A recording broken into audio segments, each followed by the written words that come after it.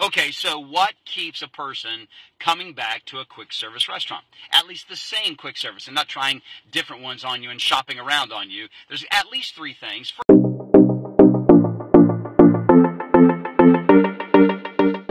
Okay, so what keeps a person coming back to a quick service restaurant? At least the same quick service, and not trying different ones on you and shopping around on you. There's at least three things. First, it's a quick service, so it's got to be fast, right? But then secondly, it's a restaurant, so it's got to have food involved, and it's got to be good food. The third thing, and the most important thing, I believe, today is great service. Great customer service. Now listen to this. I'm going to give you a little history today. In 1921, in Wichita, Kansas, a family-owned business was developed with a $700 investment by a man named Billy Ingram. And he launched his business selling square cheeseburgers for a nickel. Of course, a lot has changed today as far as price, right? But those burgers were called sliders, and they were placed within a sack. That quick service organization was the very first of its kind, and it was called White Castle. Yep, White Castle, 1921, celebrated 100 years a couple of years back. It's based on the concept that every customer would receive the same level of the same quality of food every time, the all beef and onion patty, right? And they would receive it in the same amount of time every time, and they'd have the same level of customer satisfaction every time. Now, of course, much has changed over the last 100 years in the quick service industry, but then there's some things that haven't changed, right? Today, 80% of Americans claim that they eat quick service at least once per month. And fast food has become such a staple with American living, just simply due to the fast pace of American living and with the highway systems throughout America.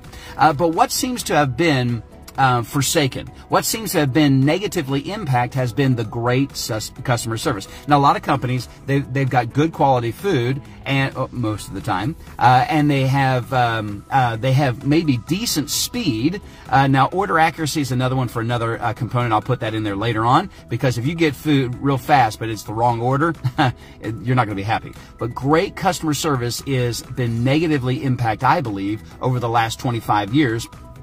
And what happens is the I want it all and I want it now mindset or attitude of customers has developed an us versus them in the employees. And so there's a big distance, a big gap between the employees and the customer. In fact, they're like, oh man, we got a bus. I can't believe it. The employee says that when actually it's that busload of kids that's going to help pay the salaries and pay the bills there. We need the customers, but also the customers need us in the quick service organization. So my business exists to bridge that gap. The distance that's been created over the course of the last at least two decades, maybe three, is that distance between the employee and the customer. And I want to bridge that gap because I believe that great customer service is possible when quality leaders are developed, when healthy teams are built, and when repeatable processes are created. That's where you're going to find the best model for customer service within those three components. Walt Disney serves us great on this component. He says this: do what you do so well